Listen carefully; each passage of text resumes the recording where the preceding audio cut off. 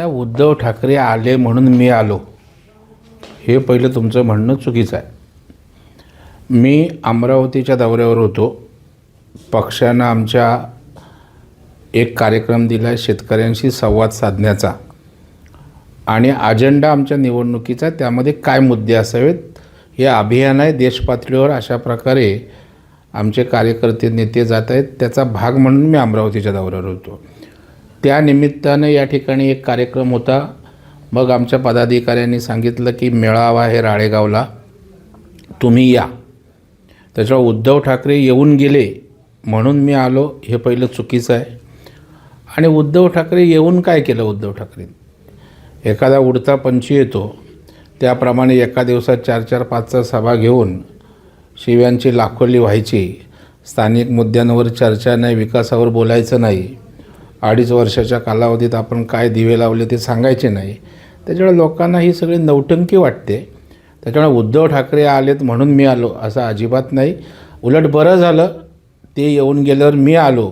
त्याच्यामुळे लोकांसमोर जे काही ते चित्र उभं करण्याचा प्रयत्न करत होते ते एक दिवस पण टिकलं नाही. सगळ्या गोष्टीचा पर्दाफाश केला आणि लोकांसमोर वस्तुस्थिती मांडली. आता विरोधी पक्षाचं थोडं आम्ही काय कोडकौतुक करणार, आणि विरोधी पक्षाचं चांगलं असेल तर 4 गोष्टी चांगल्या बोलू ना. उद्धव ठाकरेंनी जर बाळासाहेबांच्या विचारांना मुठमाती दिली असेल, ज्या विचारावर भाजपसोबत होते, बाळासाहेबांनी आयुष्यभर हिंदुत्वाची पताका त्या ठिकाणी उंचावली, निवडणुकीत एकत्र येऊन निवडणूक लढवली आणि जाऊन काँग्रेसच्या वळसणीला बसले, मग खरी गद्दारी ती म्हणतात ना.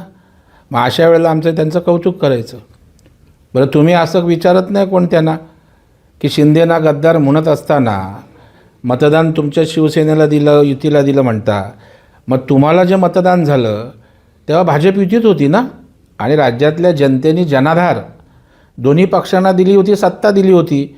मग तुम्ही गद्दारी करून काँग्रेसबरोबर गेलात. मग गद्दार खरे कोण, तुम्ही की शिंदेसाहेब? आणि त्याच्यामुळे या सगळ्या गोष्टी त्या ठिकाणी असल्यामुळे जर सत्य सांगितलं नाही. आता उद्धवजी ठाकरे येऊन बोलत होते, तुम्हाला घरं दिली का सांगा, नाही. तुम्हाला त्या ठिकाणी गॅस दिले का, उज्ज्वला गॅस, नाही. तुम्हाला त्या ठिकाणी पीक विम्याचं काय झालं, नाही. सगळं शेतीत काय झालं, नाही. आता 4ही गोष्टीची मी उत्तरं दिली.